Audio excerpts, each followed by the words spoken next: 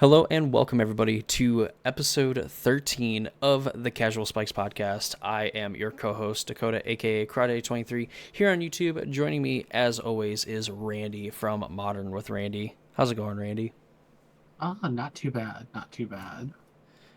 Could be better, could be worse. We live in America.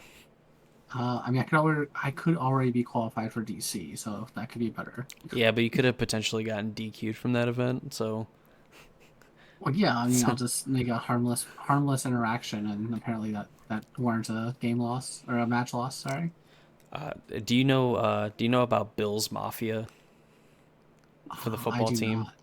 So they tailgate and they just break tables like regular like 6 foot tables. They just smash them.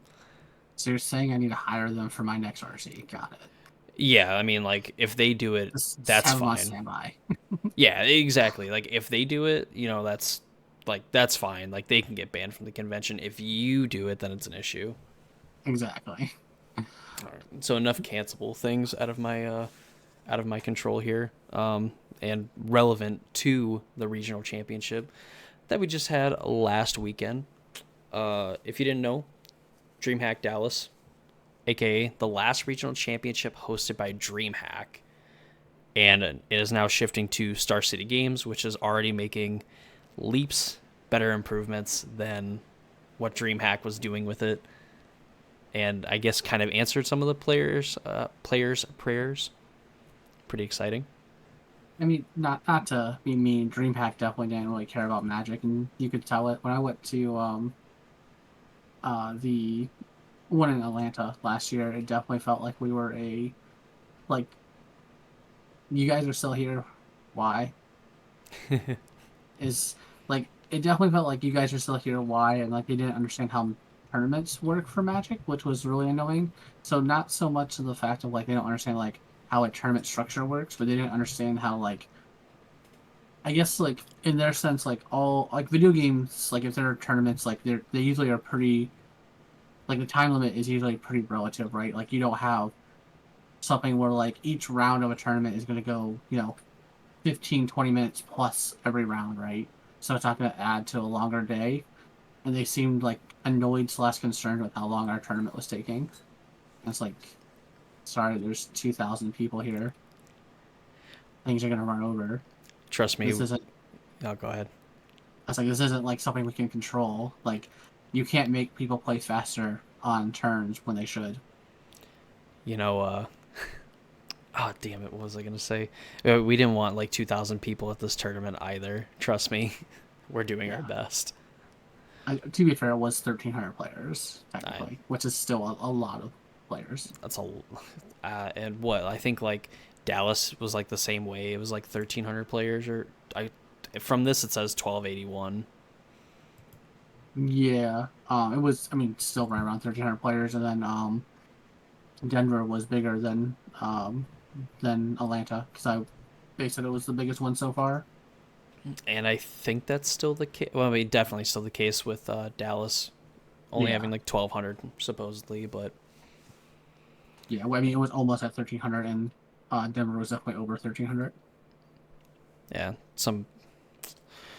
I guess kind of a good thing that at least Star City, known for doing coverage for all a long time, pre-COVID, on basically anything. Like they used to do Grand Prix, and then Channel Fireball kind of like bought the rights essentially for that.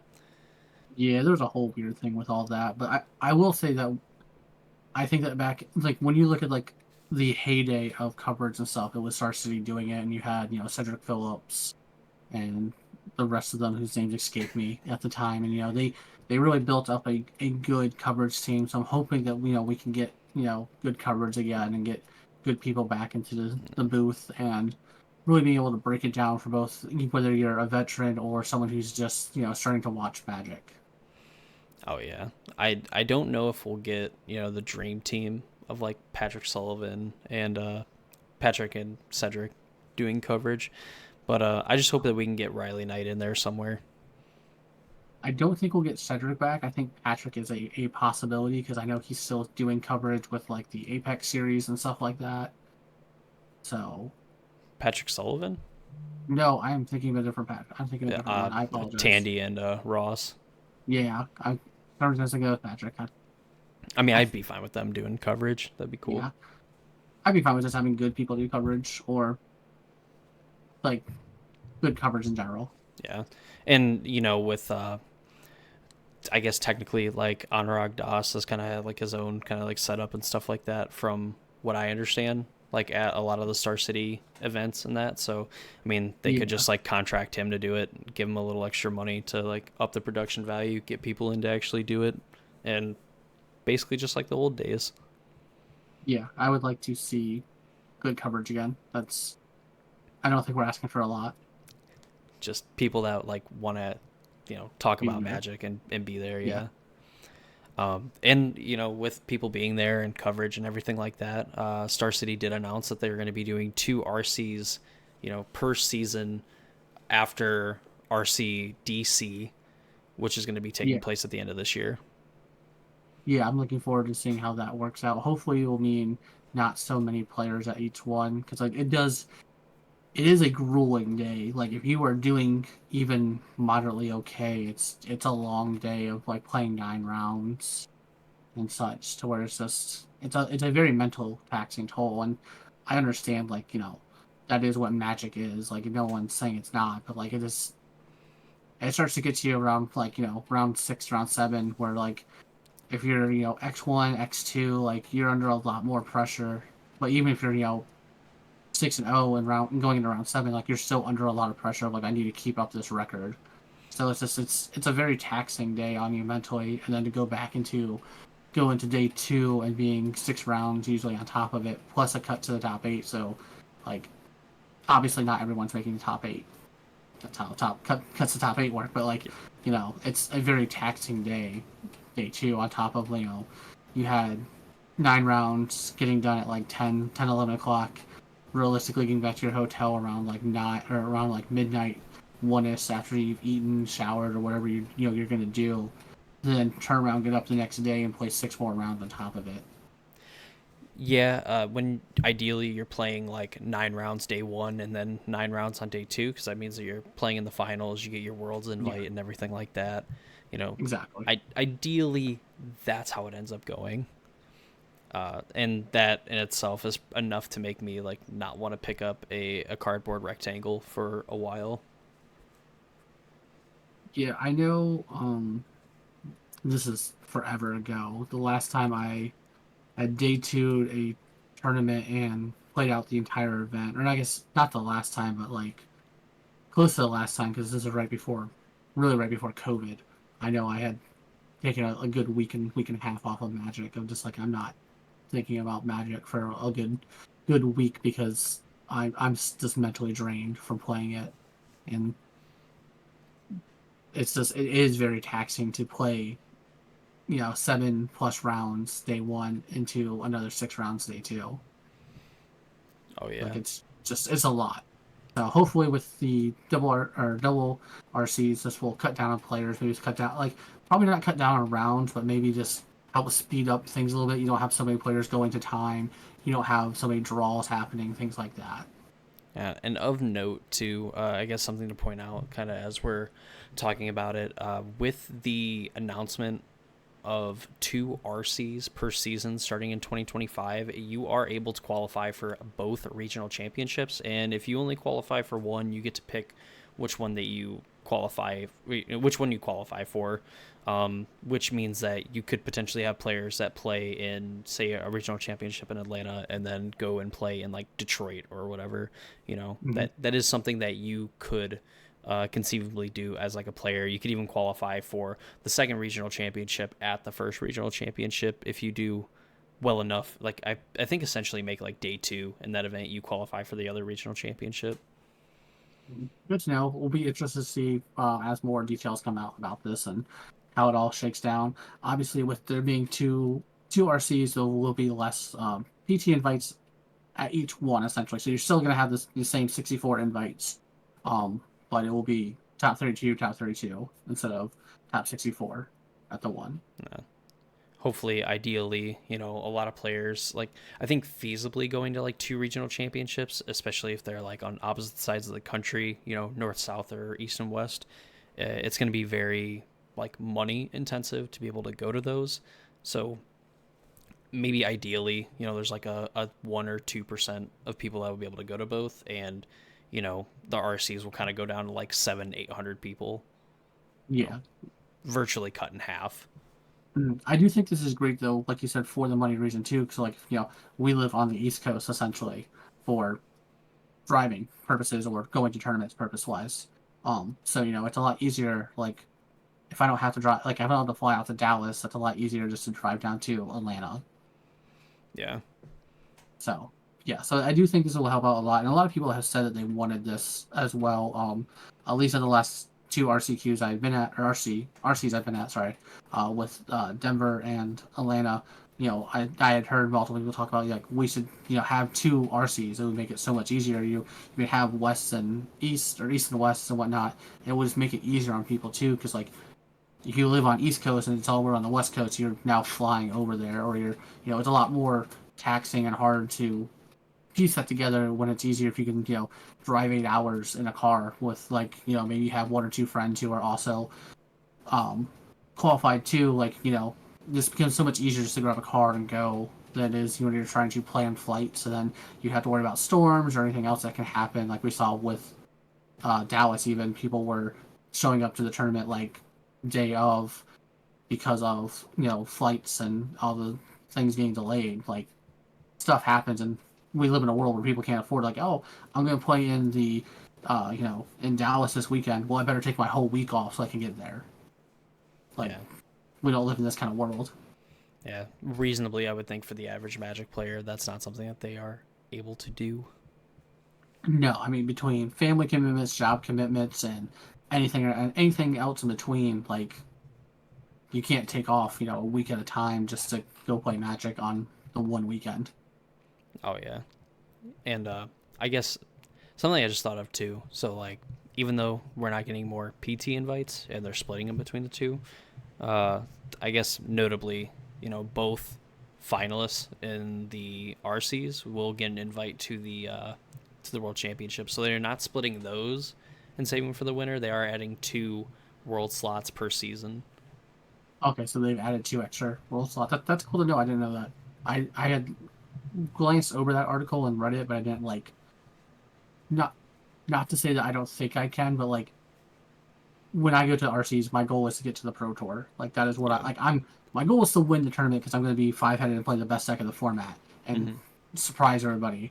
But realistically, my realistic goal is I'm going to I'm going to be get the invite to the Pro Tour. That's what I've ultimately been working towards Oh so yeah. far. And then once I can have successfully gone to multiple Pro Tours, I'm going to start looking for that world spot. Oh yeah. And I mean, pretty. I don't know. I guess something to like extra look forward to because I believe like last year and I think even the last few years we've had a Worlds that they've all been in Vegas. So I mean, having a reason to go to Las Vegas, it's like I'm gonna go play Magic. Nah, I'm just kidding. I'm gonna go Yeah. I mean, I guess I'm still gambling, but it's just a different kind of gambling. Yeah, I mean, don't let the U.S. government know that. But yeah, Magic is not a gambling game. What do you bet on red or black? Oh, what do you mean on red or black? I'm taking both. I'm playing Rakdos, dude. Yeah, I'm scamming you turn one. And really, like Jund should be like killer because like the roulette table has all three colors. So like if I qualify for Worlds, I'm taking Jund and just calling it roulette aggro. You will Every see Dakota at the craps table after round three when he is 0-3. no, Just so everyone's aware. you won't because I would have lost all of my high rolls too. So I'm not playing craps after that. I've lost every high roll. I can't get lucky. I'm not even gonna We, play. I'm not even gonna play like the slot machine. I mean, what's your price on getting lucky? We can still get lucky. It depends. Somehow registering like three of like the top 10 cards in Modern somehow doesn't make you a good deck. So I guess I shouldn't take Jund. Yeah, it's the most expensive deck you're gonna lose with. A But the beauty of Standard is that thankfully, usually decks aren't super expensive unless you're playing Shieldred. Yeah. So shots fired. Wizards fucking do something about it. They're not going to. But no, I mean, the deck that won is basically super cheap. Like, honestly, the only expensive card in the deck is Besaju. That's true. I don't even know how many. Playing one Besaju. Of course, because like they play it like put the lands over to the left. So, I guess with regional championship Dallas, the final DreamHack event. Sad to see him go, but I love to watch him leave. And we have like a few decks, 8 namely, that I think reasonably, if you were preparing for the event, like these are the decks that you would have been kind of looking towards, like crafting like a kind of a game plan against, whether you were playing one of said decks or if you were kind of like messing around and like brewing, kind of like what the winner of the event was doing. Like they had a little bit of a team that was doing some theory crafting. So the list that me and Randy agreed on here, Esper midrange / Rafine, like kind of the deck that we saw dominate numbers at the Pro Tour, but notably did not win the event, if I'm correct. Yeah, it didn't win the event. No, it didn't even make the top 8 technically. Oh, hold on, not technically. It made 2 copies, and I think they both lost in the quarters. Or no. I don't know. I think there was like 2 copies in the top 8 and 1 lost in the semis. Got absolutely throttled. I think not according to this. I was whatever. I thought there was like at least like 2 copies because I think the one player was like I think undefeated after day 1 and then like got into top 8 and lost the semis, and then the other one lost the quarters. I thought. Hold on here. Dakota in his quest to not be wrong. I don't even remember what the last pro tour. Murders of Karlov Manor? Oh wait, are we talking about the Pro Tour? Yeah. Oh, okay. You're right. You're right. I was talking about the No. the regional. I was like, there was no No. copies of Rafine. Okay, No. never mind. Go on. Carry on. Okay. I'm not crazy. There's our disconnect. So yeah, there's our disconnect. So Esper midrange / Esper Rafine, was one of the most played decks at the previous Pro Tour, and which was Outlaws of Thunder Junction. That's what it was. Yes. It was one of the most played deck by a mile. Put 2 copies in the top 8. Didn't win the event, but kind of par for the course. That's play the most deck or be the most copies, get 2 in the top 8. Recipe for success or no success. 2 decks that I think, at least in terms of like the weekend, I'm going to say like overperformed, just because I think the metagame has some pretty good answers for them, and it just didn't seem to matter in Teamer Analyst and Boros Convoke, where I think Boros might just be like slammed. Well, probably the second best aggro deck now according to this top 8. Yeah. Which is kind of like weird to think when we think of like the Pioneer version that like puts an insane amount of power into play on like turn 2. Yeah, 14 power on turn 2, basically. Just something that no deck in the format can basically beat. But like it's like 3% of the metagame or whatever, some low number. Yeah, because I mean that's your nut draw, which it's like anything else. So like if you live in Magical Christmas Land, every deck's broken, right? Have you seen my backyard? I practically got Santa and like half his workshop living out there. So moving on. I'm not touching that. So those were kind of like our, I would say like kind of like I guess I can't even say really the top 3 decks, but I think those were kind of like the most played decks like going into like the Pro Tour, at least like they were in the top 5. And I think after we had the results and we've played more standard, I think those were the decks that we kind of shook out. Like these are going to be the top dogs in the meta. You absolutely need to prepare for these because you're going to see them. Mm-hmm. Going further, we have some other decks that were probably pretty good picks to play just because they flex a little bit of power at the Pro Tour with Four Color Legends, Blue White Control, and Domain. Yeah, I mean, Four Color Legends picked up a lot of good stuff in Outlaws of Thunder Junction, and then it has like just kind of this like grindy game plan where we'll outgrind just about any deck in the format. Just because it does it so well. Like you're playing all the bounce lands and buyback lands and things like that. You're just kind of continuously giving this value to where you can set up basically an infinite loop almost. Yeah. Oh, yeah, there we go. Yeah, Four Color Legends is like that's a pile of Magic cards right there.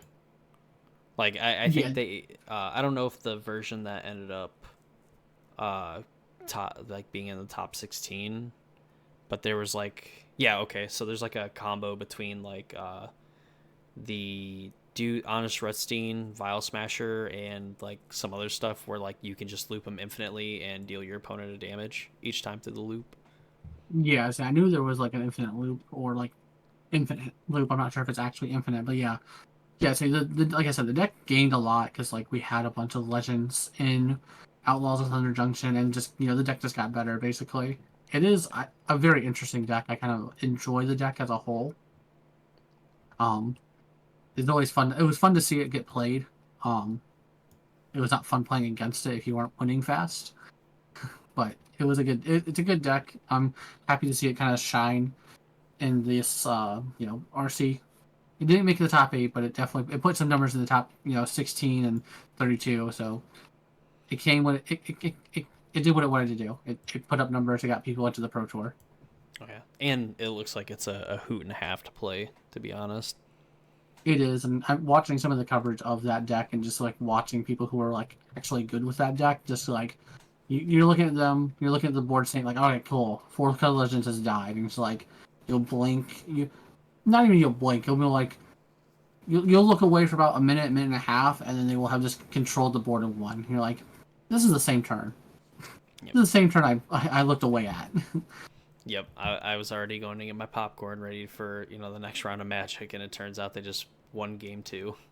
Yeah. Um, Blue White Control, it's like an archetype here lately, where I think there was a time where it was in no man's land. Really wasn't that good in Modern. I Pioneer not really being a format at the time. Blue White was just kind of whatever. Standard Hmm. really didn't have any good control options, and now I mean, like I don't think it's wrong necessarily to say that like Blue White Control has kind of found its way, I think, back into the hearts of some players and is actually a decent option. Especially if you are in kind of these tournaments where they are open deck lists, where you and me talked about it before, Randy, where it gets a lot better when you know what's going on.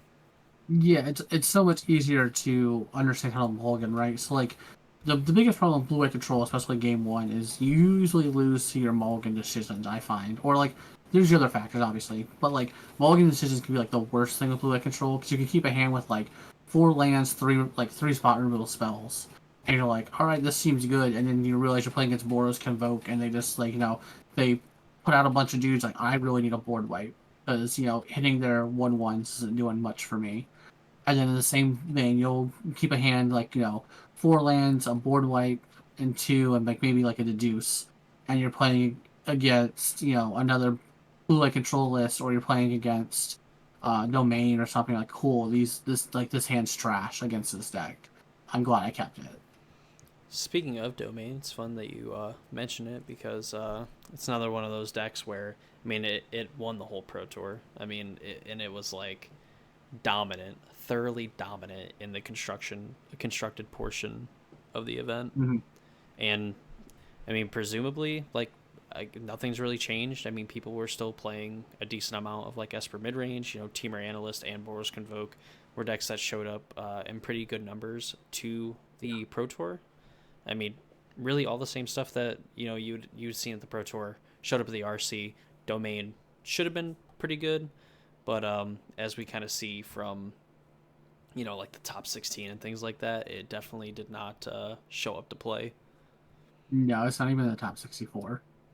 which is a pretty far fall from grace considering some of the other cards in here, like some of the other decks and stuff that we saw on the weekend too, and just like Hmm. no domain. Oh, yeah, the first domain is at 65th place. Tisk tisk. So, but yeah, just like it is crazy, deck that won the Pro Tour, not even in the top 64. Yeah, and a deck that I know that you aren't super high on, and a deck that I'm in the same boat as you, where I see it, and if I decide to play with it, it is utterly garbage, and then I play against it, and they somehow have the nut draw every single game, opponent to opponent, and it makes me wish that there was Moto Premium so I could just have slightly better draws in Bant Toxic. Yes, this deck makes me arguably toxic when I play it. I've played this deck a couple times, um, and every time I play it, I always feel like I'm just doing the worst thing I could possibly be doing in this format. I don't know what it is. I don't know what I'm doing wrong. I've watched the other people play it. I've played against the other people who are playing this deck, and somehow I'm just always the idiot when it comes to playing this deck, or I just do the wrong thing, or I don't draw good enough. I don't know what I'm doing. I don't know what the magicness is of it, but yeah, apparently I just can't play Bant Toxic, which is wild to me because I definitely jammed way more Infect in Modern than I ever should have, and had some not wild builds, but some definitely out there builds that were doing well, and had played in way more like Star City games and opens and things like that with Infect than any one person should ever register and spend money on. Um, and when it comes to Bant Toxic, apparently I'm just too toxic to play it. Not good enough, my friend. Yeah. And finally, the last deck that we'll kind of point out, just because I think it kind of picked up some steam kind of like before the event.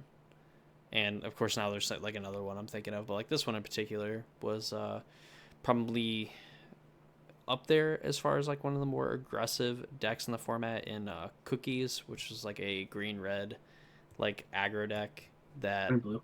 green blue. Did I say green red? Yeah. Whoopsies. Giving it away, Dakota. Giving it away. Yeah, a Simic aggro deck where it played kind of like the blue red and soul deck that we see in Pioneer. You have like these random artifacts, and you have some spells that allow you to turn those artifacts into big creatures and just turn them sideways and put immediate pressure on your opponent. Yeah. Notably, the main one here is the tough cookie, hence why the deck is called Cookies. It has the ability to. It's a 2/2 creature that has the ability to pay 2 and a green to make a non-creature artifact you control become a 4/4 artifact creature until end of turn. So being able to make your maps, your food tokens, your other artifacts that you have lying around into tokens, and then we don't have the scissors here in standard, but we do have Zodic Glyph, Yep.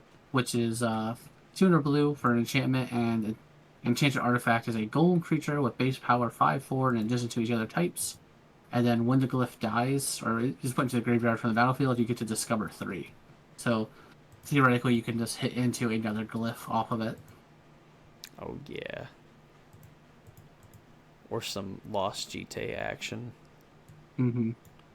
So But oh, go ahead. that's kind of like a lot. I think a lot of the decks that people are prepared for. I mean, we've seen some kind of like green black like mid range builds that went around like some like different like crime type decks and things like that. But I would say for 8 decks that you need to be absolutely prepared for. I think these ones were pretty important, at least pretty high on there, just from previous results and some of them with like the surge of popularity that they were getting leading up to the event.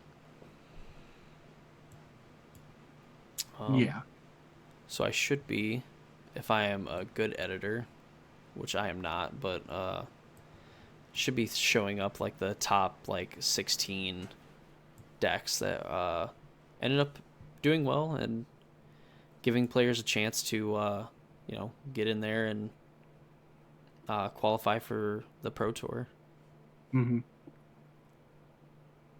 Good job, Dakota. I definitely think that the finals might have been the fastest finals I've ever seen for any high level Magic tournament. Oh yeah. Um, I believe, if I'm not mistaken, it was only two. It was best 2 of 3, and I believe we only played 2 games.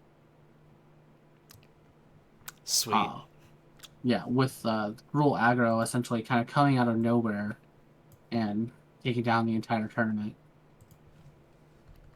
It definitely was a deck that decided to go tall instead of wide. We had, Boros Kavok that was kind of going wide and forcing your spot removal to be just trash.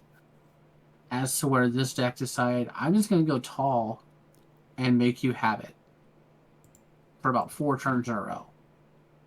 Oh yeah. And when you either skip or misplay or my Snakeskin Veil counters your spell, you're just dying. My God, this deck is nuts. It is impressive. So I mean, he's playing 18 creatures, realistically 16, with Two-headed he's a code. hunter. Yeah, yeah. Two-headed hunter is definitely there for twice the rage, the instant adventure to give your creature double strike until end of turn.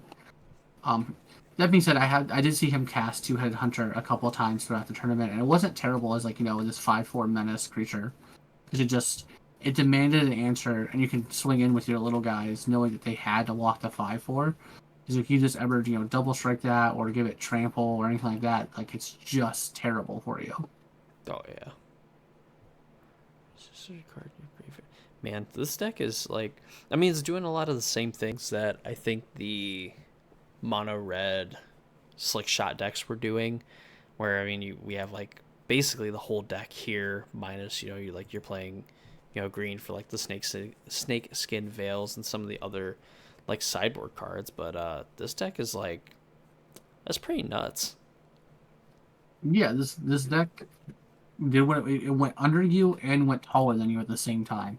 It's definitely impressive, and I honestly I'm almost upset that I never tried to build something like this for the uh RCQs because it just seems so good. There was a cruel aggro deck running around, but it just felt too slow.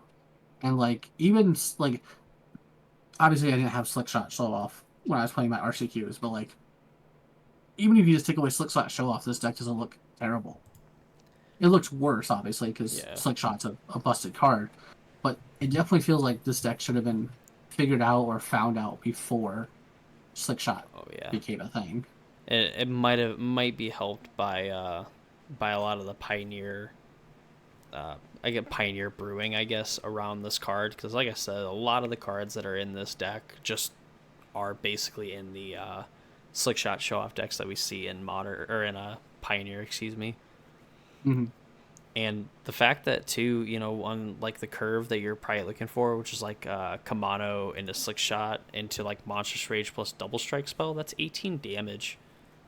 On top of getting to attack with the Kamano, that's 20. Mm-hmm. I mean that's crazy. Like, could you imagine just being like a slow kind of like tempo-y deck or whatever, and if you're just like trying to play like random dorks, it's like, all right, cool, take 18 flying.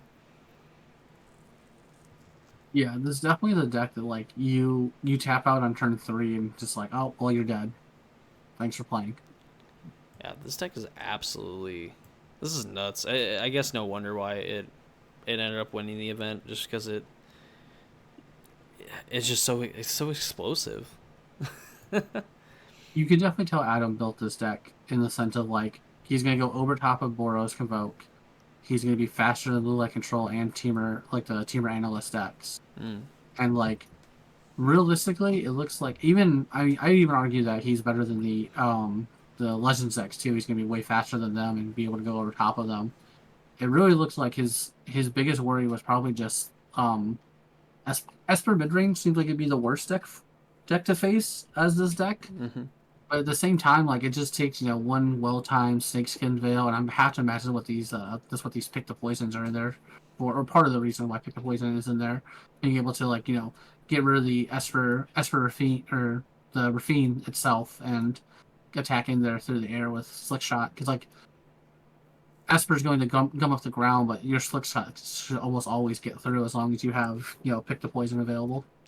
The best part about all this is like they talked about how like the plot on Slick Shot is just kind of like whatever. Like, why would you want to do this sort of thing? Aside to like leave out mana. The fact that it's just not all the text and then no plot. Like, you just have like this built-in like play around for like targeted removal from the Esper deck by being able to do Mm-hmm. this and then leave up like Snakeskin Veil or whatever. Like, it's just that's disgusting. Slick Shot just continues to impress me as a card from the set.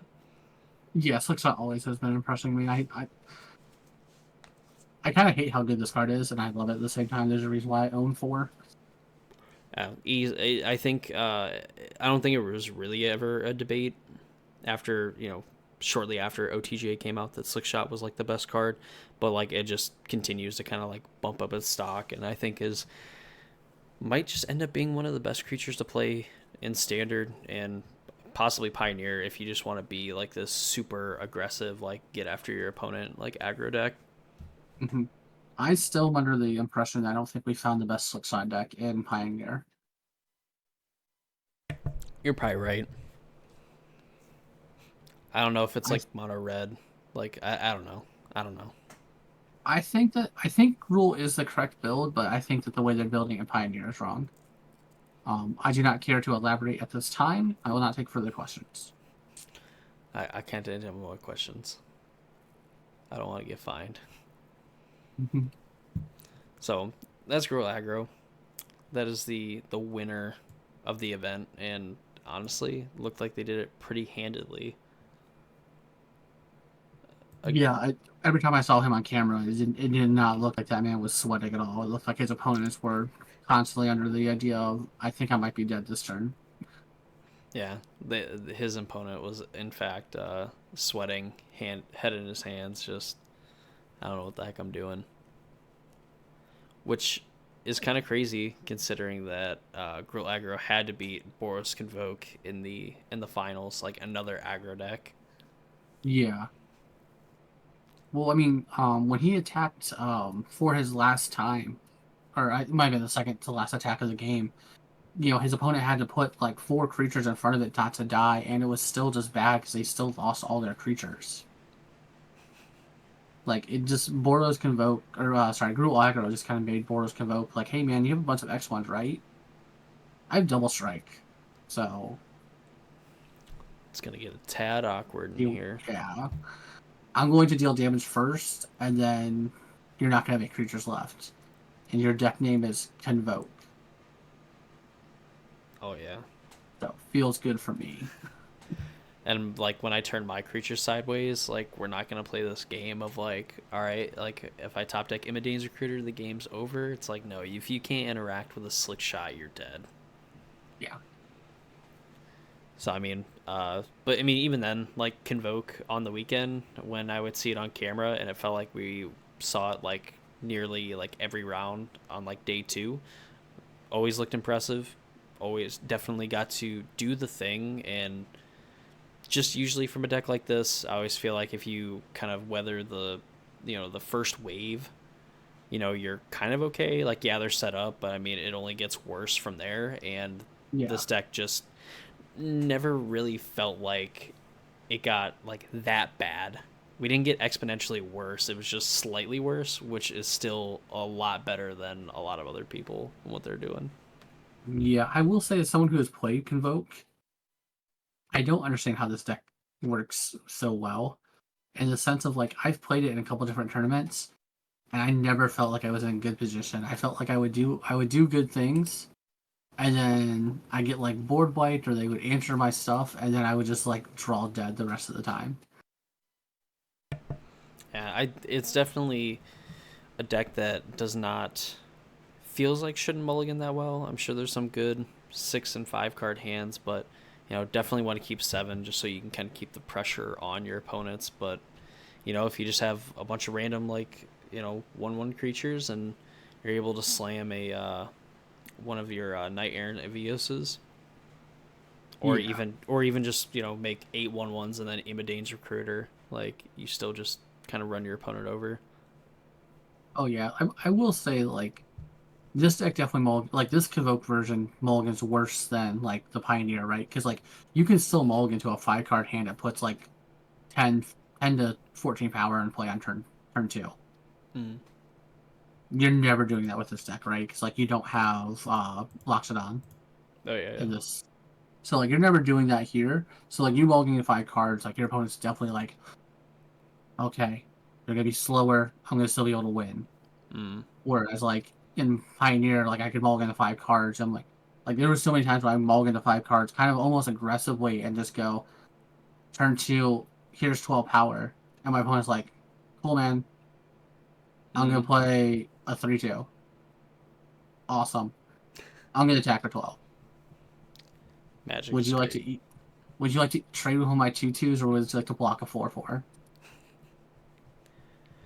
Man, and this too, man. Like just War Leader's Call, a card that Mm-hmm. I figured, you staple like Impact Tremors and Glorious Anthem onto a card that it had to be like playable in Standard and four of in probably one of the tier one archetypes in the format. Mm-hmm. I will say that that was probably my problem. A lot of people were off that card for the longest time.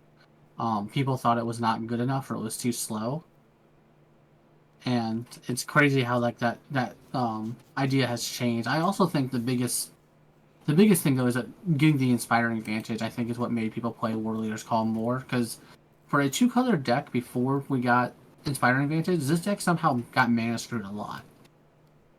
Oh yeah. Yeah, it was an unreal amount of time where like there was definitely times where like I didn't have a red mana or I didn't have a white mana because I had to like name that stupid one that could you took a damage from every time Battlefield you tap. Forge, yeah. No, not the one you had to name, and it would Oh. come into play. Like you name it either white or red, and it would only tap for white or red, and also deal damage to you when you tapped it. Oh yeah, like Thran Portal or something like that. Yeah, like there'd be so many times where like you have a hand of like all white cards, so like Thran Portal on white, and like that'd be like one of your only two lands. Like you have like that and like maybe Cavern of Souls or something, and then you would just proceed to draw into Image Recruiter, War Leader's Call, Gleeful Demolition. Like, cool man, I'm glad I fucked this up so I could double spell and like be good at the game. Or you Mm. somehow would draw 3 mountains and no other lands. And you're just like, cool man, I don't know how I managed to do this. And you're sitting in your handful of white spells, just like my opponent would be dead by now, but I somehow only drew 3 mountains. Yep. A deck that would like find a way to beat itself, and with better mana this time around, it definitely. I mean, it just did what it's supposed to do. Beat down, kept the pressure coming. Yeah. Absolutely nuts. Boros Convoke sweet, Oh yeah. but But I think go that wraps up the yeah, regional championship, the last dream hack we'll have for the RCs. true. Yeah, I mean, I would like to say that again. I would miss DreamHack. I think probably for a total gaming experience, I guess, if you weren't just there for the magic, if you were interested in like League of Legends or anything else like that, probably a pretty cool event to go to. Yeah, it was kind of cool when they did it when I was there for Atlanta. Like it was cool to see different things. Like obviously it wasn't all for me. Like I'm not super big into computer games and stuff, and they had the championship going on for Call of Duty Mobile when I was there, which I mean, cool that they're doing that. That does nothing for me. Like I was like, obviously I'm not gonna make fun of them or like, oh wow, how are you doing that? As I sit here and play, a children's card game essentially. Hey, it's But it's just 13. like, It's 13 plus. It's teenagers.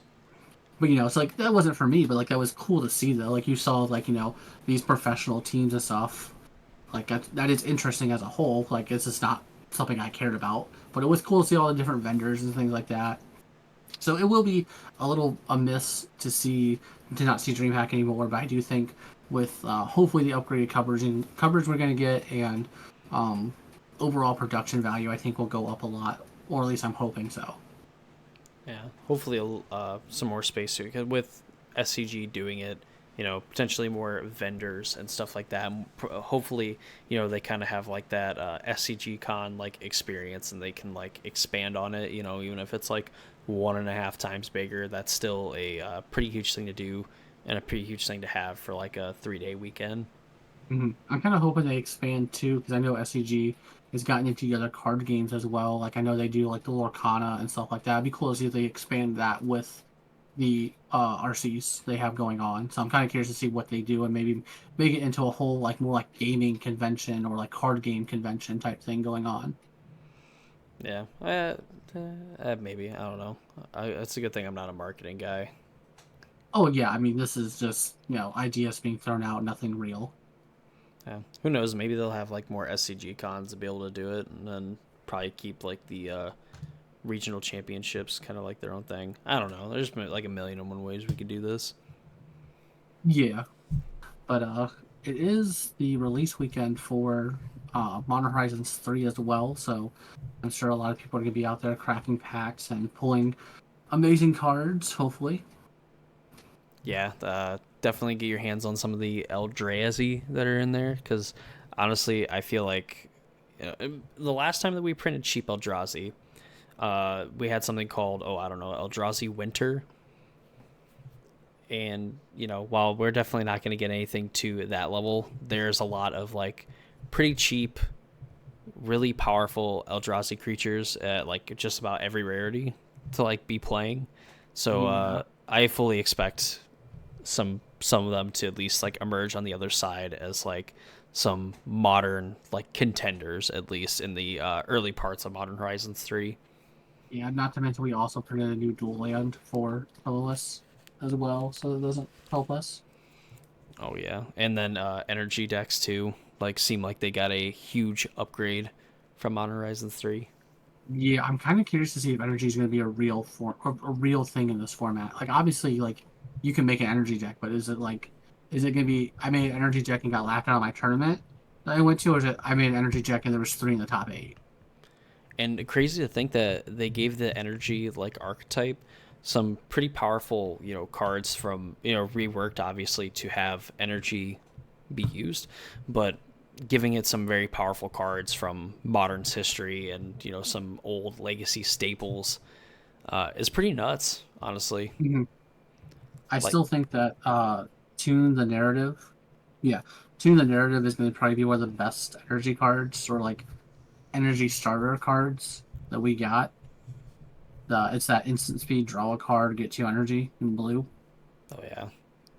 I think that's going to be it's going to be the new attune with Aether. It's going to be the unsung like glue that people aren't gonna like. It's gonna fly under the radar. No one's gonna really like. People are gonna notice it because they're looking for the energy stuff. But it's gonna like fly under the radar. People are gonna really think about it, and like that's gonna be like what kind of holds this deck together. Because like I know like Spike is really high on that Raptor, Yeah, yeah. like Amped Raptor. That's what it is. But just you go turn one, tune the narrative, get two energy. Turn two, Amp Raptor. Obviously, Magical Christmas Land here. Get two more energy. Flip over a 4-drop. A little wild that you just you put a 2/1 body into play and a 4-drop into play on turn two. Boo and hiss. Boo and hiss. Yeah.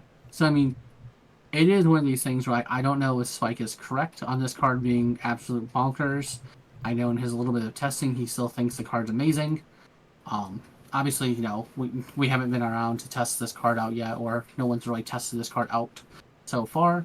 So I am interested to see though what the energy deck kind of brings and if it's going to be degenerate and broken or just good Who knows? or Maybe trash. maybe by the time Modern Horizons 4 comes out, like one of us or both of us will be able to do early access for it, and we can try things out for ourselves.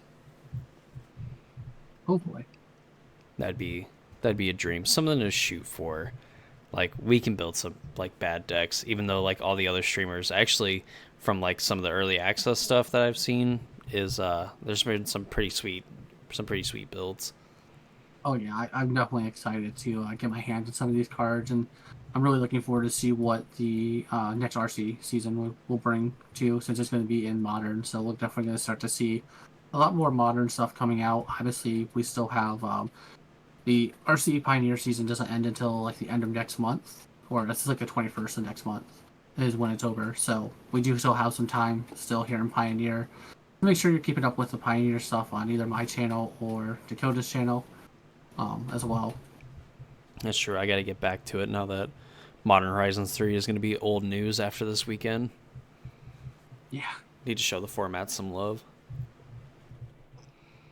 I mean, yeah, Magic's in a pretty weird. I mean, as far as like content, pretty weird because we have a modern set that is hugely impactful, square in the middle of Pioneer RCQ season, Yeah. and then Yeah, it's a little wild. you're gonna want more than likely maybe people playing like modern and stuff like that and trying to qualify for the 2025 RC while we are basically getting ready for Pioneer to like ramp up into their regional championship. Yeah. Yeah. I have a feeling this is going to be annoying because I assume after this weekend I'll be qualified for DC, and then I'll end up playing in DC while still also working on modern and trying to do stuff for that too. So it should be fun. But I am really excited for this new modern set. I'm excited to have modern shaken up. Um, I know, depending on who you talk to, people always argue that, oh, the Horizon sets have ruined modern. I think that those people are wrong as a whole. I think that there was problems with the Horizon sets for sure. Do I think they were perfect? God, no. I'm not living that fantasy world or that copium. We did have Hogak. We've had some issues, right? But I do think as a whole, they have added a lot of new cards to modern and made things a lot more interesting than what they would have been. Yeah, I think when you kind of have and I think this kind of like how we had master sets back when. I think now that we have Modern Horizons, we could potentially see some of that show up for Pioneer and maybe some other sets as well. I think the popularity for Modern Horizons is definitely there, especially the hype. So, I mean, with a lot of stuff and probably a future project that I'm going to be working on, I may or may not be doing, is like how do we print cards that are super expensive in Pioneer and get those into the Pioneer format, instead of like reprinting them in something like Modern Horizons, a product meant for Modern Legacy and whatnot. So, Mm-hmm. you know, uh, definitely I could see some sort of supplemental product like that for Pioneer here in like the next like few years, where as long as Pioneer keeps expanding and it ends up being, playing second fiddle or being the main format for Eternal players, then they'll definitely find ways to push more product for that format. Agreed. I'm under the impression that I want a Pioneer set only. That like what it doesn't need necessarily a Pioneer Horizons where it like pushes. I want new cards added into Pioneer, but I'm fine if we did like a Pioneer Masters where we took some cards from Modern and put them into Pioneer to give it a little bit more power level, a little more interestingness to it. That's kind of what I would want, is just like essentially a full on reprint set like we had with the Modern Masters stuff, where we just have like these cards that we know that need to be reprinted. We can create a fun limited environment so it kind of checks off all the boxes. It's fun to open, whatnot, and of course filled with cards like Mana Confluence and whatnot. And then any other cards you need reprinted, like we found out with Cavern of Souls and Liliana the Veil, you could probably find standard sets to like print those in. Mm-hmm. Like I said, I would like to see them put some more stuff into Pioneer that you necessarily couldn't print into Standard. Um, but we'll see what they do with it. They'll see what they do with Pioneer as a whole. I don't think Pioneer's in like this horrendous stage by any means, or like we're not like, oh my god, can you believe they're allowing this to go on, or they whatever. Like I think Pioneer is a relatively healthy format or relatively healthy state as is, but I would like to see it get shaken up a little bit more so than what like the standard sets give you. Yeah, I suppose I don't know. I guess I'm kind of like caught in the middle, mainly for the fact that I feel like standard itself is like pretty powerful, like compared to like older formats and stuff. And I feel like Pioneer at least can get 5 to 10 cards from like a standard set that end up making an impact on the format, and I think that ends up being like pretty good. And then it's really just trying to get like those other cards like printed into the set so that people kind of like get those cards. But I don't know. I'm glad that I don't do game design or anything like that, because I could definitely like misread the room on that, and there's like, hey, just give us like straight to Pioneer cards. We already do it for Modern. Yeah, I mean, I will say my understanding of like the little bit of group that I talked to for Pioneer, they don't want the straight to Pioneer sets as it stands right now. Now, obviously, that could be people who are in the minority, or it could just be like the loud spoken minority, or maybe it's the whole majority of things that I don't know. I don't pretend to know the will of the people. I'm not going to sit here and pretend that I do. I'm not that arrogant, but I do think it'll be interesting to see what they do with Pioneer, and I think it's in a healthy format, or a healthy place, not format. But it's a healthy place as a whole. Yeah, no need to shake the jug of milk in the fridge and everything. Like we're cooking, things are okay. No need to change it. Yeah.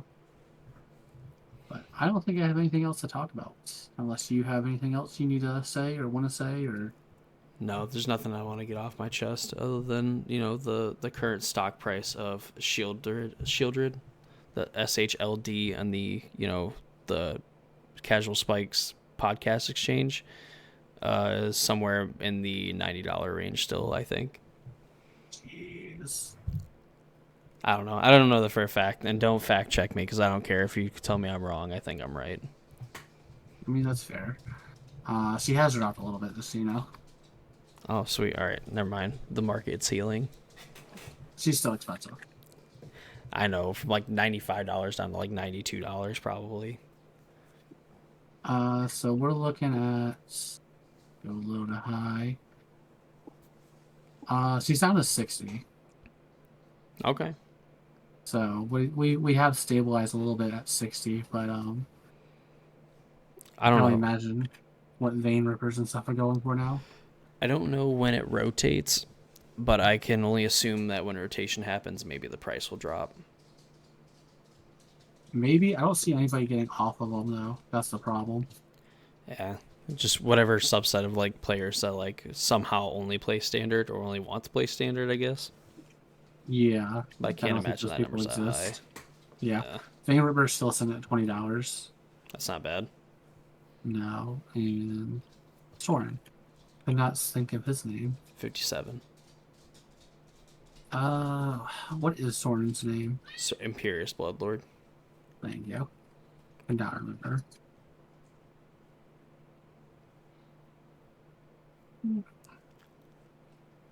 Oh, okay. Looks like his market price is 37, but apparently there's at least one listing for $22. Oh, okay, so So he's went down considerably.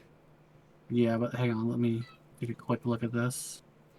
You're looking at like $32 for him mostly. There's a couple of damage ones listed for 20s in the 20s, but everything else is 30. Like 32 is the lowest, and you're looking at probably 36 roughly for him. So he has gone down. I think at one point he was 50, but That's like $50, $60 card. Shit. I remember it being like, I thought it was like 240 or, yeah, 240 for like a play set. yeah, they were Not good, yeah, but better. But no, like I said, I think Pioneer's in a healthy format, and I'm curious to see what's going to happen with Modern here. Yeah, I suppose. It's alright. Alright, I guess that's going to detail and finish our coverage of Regional Championship Dallas. Relatively short episode this week because really didn't get started till late, and turns out like extra coverage and like details and everything like that for Dallas was just kind of like whatever. So hopefully that changes when Star City officially runs the first regional championship. Mm-hmm. So, all right. that's going to do it for us in this episode. If you made it to the end, congratulations. Reward us with a subscription onto this channel as well as Randy's channel, Modern with Randy, where I will have it linked in the description down below. Any questions, comments, concerns, feel free to leave them on the video. And, if we ever get a question, we can read it out on the podcast and everything and answer them real time. But, people don't like us that much, but they do like the show. So I guess I'll take it. Yeah. Baby steps. Baby steps. All right, that's going to do it from all of us here at the Casual Spikes podcast. Hope you guys have a great weekend, great rest of your weekend. Enjoy Modern Horizons 3, all that fun stuff that comes with it. Qualify for your regional championship and, don't play the bad decks and only play the good cards. Exactly. All right, we'll see y'all later. Bye.